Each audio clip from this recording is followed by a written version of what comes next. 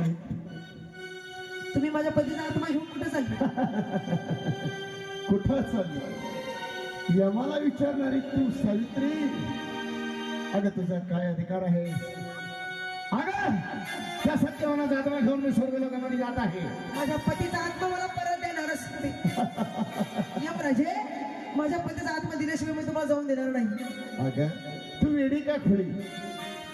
मेलेल्या माणसाचा कधी आत्मा परत देता येतो? तुम्हाला हात जोडते, तुमच्या पाया पडते यमराजे, माझ्या पतीचा आत्मा द्या. माझ्या पतीचा आत्मा तुम्ही असं घेऊन जाऊ शकत नाही. माझा पाय सोडून दे बाई. तुला माझ्याकडून काही पाहिजे असेल ते मागून घे, परंतु तुझ्या नवऱ्याचा आत्मा मला देता येणार नाही. म्हणजे तुम्ही मला वर देणार तयार आहे? तुला वर द्यायला तयार आहे, पण माझ्या पतीचा आत्मा देणार नाही. देणार नाही. नाही नाही मला माझ्या पतीचा आत्माच द्या. शक्य नाही, शक्य नाही.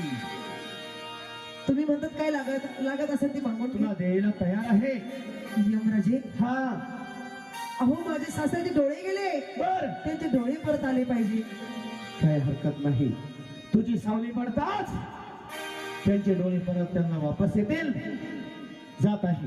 जाऊ नका, जाऊ नका यमराजे, जाऊ नका.